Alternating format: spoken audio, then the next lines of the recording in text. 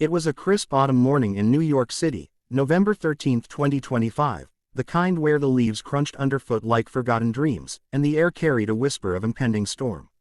The set of The View buzzed with its usual pre-show energy, stylists fussing over coiffed hair, producers barking last-minute notes, and the faint hum of the audience settling into their seats. This episode promised to be a blockbuster. Michael J. Fox, the enduring icon whose life had become a testament to resilience against Parkinson's disease, was the star guest. At 64, Fox was promoting his latest memoir, Eternal Optimist, laughing in the face of forever, a raw, hilarious, and heartbreaking sequel to his previous works. His appearance was meant to celebrate his unbreakable spirit, his foundation's groundbreaking advancements in stem cell research, and perhaps a lighthearted nod to his Back to the Future legacy. But no one, not the hosts, not the crew, not even the most jaded stagehand, could have predicted the tempest about to erupt.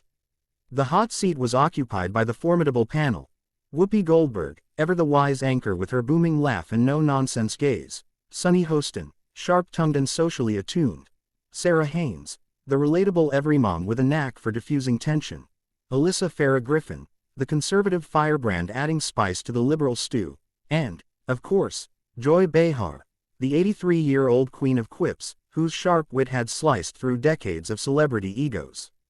Joy, with her signature red lipstick and unapologetic candor, was in rare form that day. She'd been vocal lately about Hollywood's woke overreach, railing against what she called the victimhood Olympics in interviews. Little did she know, her words were about to collide with a man who'd turned personal tragedy into a superpower. As the cameras rolled, the theme music swelled, and Whoopi kicked things off with her trademark warmth. Ladies and gentlemen, welcome to The View. Today, we're thrilled to have the one, the only, Michael J. Fox, actor, author, advocate, and the guy who made us all believe in time travel and second chances. The audience erupted in applause, a standing ovation rippling through the studio like a wave of gratitude. Michael, dressed in a crisp navy blazer over a simple white tee, his trademark casual cool, waved with that infectious grin, his voice steady despite the subtle tremor in his hands. "Thank you, Whoopi. It's great to be back. Last time I was here, I think I was promoting a movie about a dog that time traveled. Today, it's just me trying not to time travel back to bed." The laughter was immediate, genuine, a bomb after the show's typical partisan skirmishes. The panel leaned in as Michael dove into his book. He spoke of the invisible finish line, of Parkinson's, how the disease had stolen his physical grace but amplified his mental one. "You know, folks always ask me, how do you stay positive?"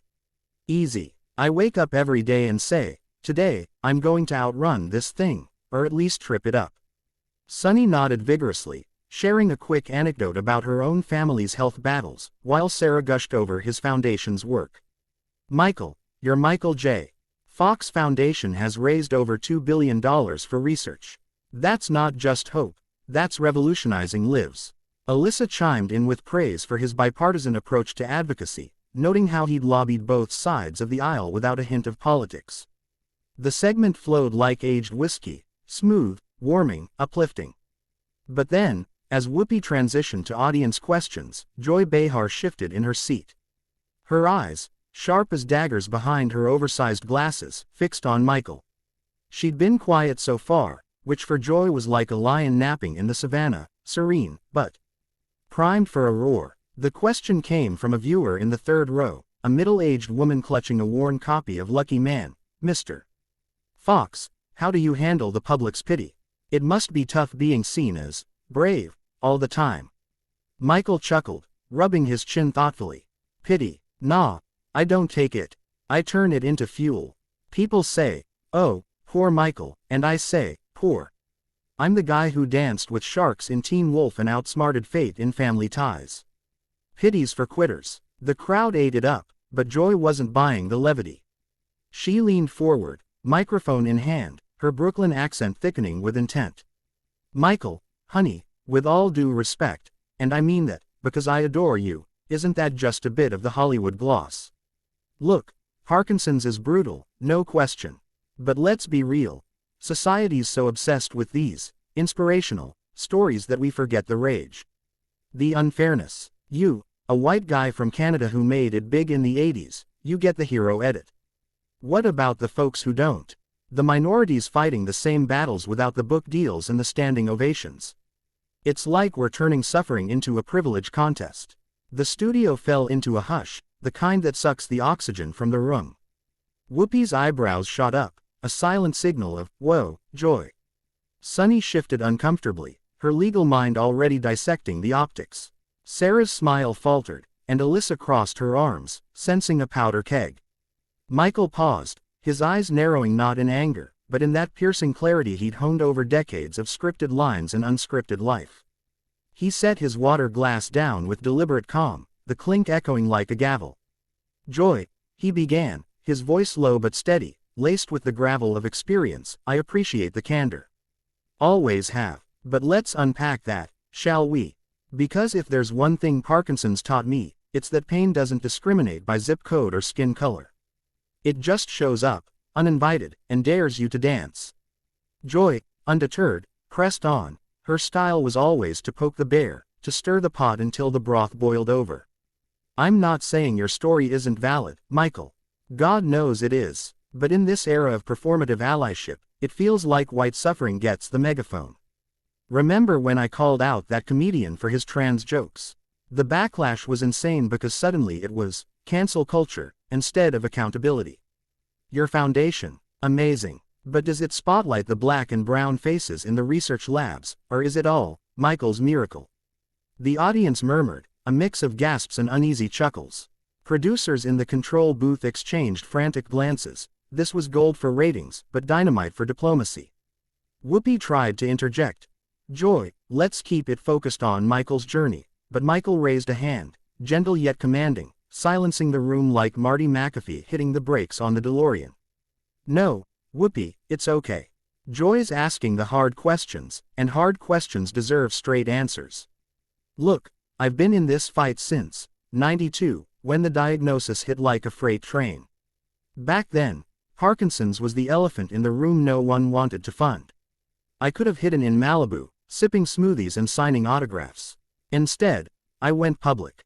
Why? Because silence kills faster than symptoms.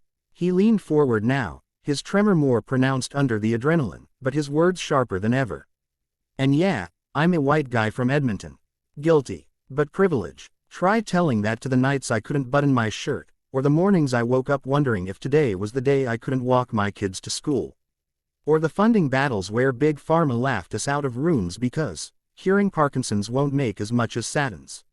My story gets airtime because I clawed for it, not because of some VIP pass.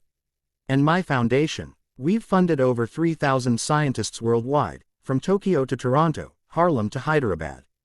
The faces, diverse as the disease itself. We've got grants led by Dr. Elena Ramirez in LA, who's Latina and lost her abuela to it, Dr. Jamal Khalil in Chicago, mapping neural pathways in underserved communities. It's not Michael's miracle, it's theirs. Ours. Joy's face tightened, a flicker of surprise crossing her features. She'd expected deflection, not a dissertation. Well, that's fair, Michael. But you know what I mean. The media loves a feel-good white savior arc. It's exhausting. The dam broke then. Michael's eyes flashed with a fire rarely seen in his interviews, the same spark that had fueled Alex P. Keaton's quips, Doc Brown's wild inventions, and now, a man's unyielding fight against his own body. He stood up, slowly, defiantly, gripping the table edge for balance, and the audience held its collective breath. Exhausting. Joy. Try, enraging. I've spent 33 years turning my white guy privilege into a battering ram for everyone. You think I enjoy the pity parades? The brave Michael headlines that reduce a life to tremors and triumphs. It's bullshit, patronizing bullshit. And when you sit there, with your platform bigger than most, and frame my pain as some kind of equity imbalance, as if my fight diminishes yours or theirs, that's not allyship. That's erasure. You're not elevating the voiceless, you're silencing the one guy dumb enough to shout for them first. The studio exploded. Gasps rippled through the seats. A woman in the front row clutched her pearls, literal pearls, while a younger viewer whooped in solidarity. Sunny's mouth hung open, torn between agreement and shock. Sarah whispered, "Oh my God," under her breath. Alyssa, ever the opportunist, murmured, "Preach, Michael." Whoopi, the veteran referee, slammed her hand on the table like a judge's gavel. Okay, time out. This is The View, not the Thunderdome. Michael, Joy, we love you both, but let's breathe. But Michael wasn't done. He paced a few steps, his voice rising like a crescendo in a Spielberg score, heroic, unflinching. You want to talk rage, Joy? Here's mine. Every time someone like you, smart, fierce, influential, pivots from solidarity to skepticism, it sets us back. Parkinson's doesn't care about your identity politics. It ravages black bodies in Baltimore at twice the rate of white ones in Beverly Hills, thanks to environmental toxins in polluted zip codes. It hits women harder because estrogen fluctuations amp the symptoms, yet funding lags for female-led trials. My privilege got the door open, sure, but I've kicked it wide for everyone since. So if my story bothers you because it's not diverse enough, fine. Write your own, but don't knock mine while I'm still swinging.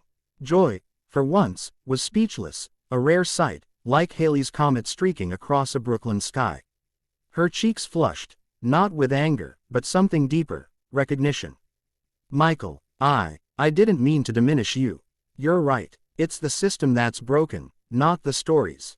I'm sorry if it came off that way. The apology hung in the air, fragile as spun glass. Michael stopped pacing, his shoulders relaxing as he sank back into his seat. A small smile tugged at his lips, that fox charm, unbreakable. Apology accepted, Joy, but next time, let's rage together.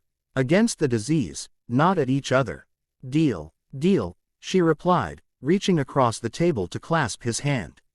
The audience exhaled, then erupted in thunderous applause, a cathartic release that shook the rafters.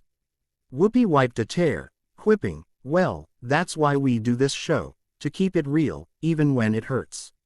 The segment wrapped with hugs, laughter, and Michael's parting shot. And remember, folks, if life's a time machine, don't just fix the flux capacitor. Fix the flux, the flow of kindness, the fight for all of us. As the credits rolled, social media ignited. #ViewChaos trended worldwide, with clips amassing millions of views overnight. Pundits praised Michael's eloquence, critics lauded Joy's vulnerability. The incident didn't fracture The View, it fortified it, a reminder that even in chaos, truth and empathy could time travel forward. Michael J. Fox walked off that set not as a guest, but as a gladiator, scarred, steady, and forever optimistic. And in the annals of daytime TV lore, November 13, 2025, became the day a legend went off, not in fury alone, but in a blaze of unfiltered, unifying light. The end? Hardly. Just the next chapter in the greatest story never finished.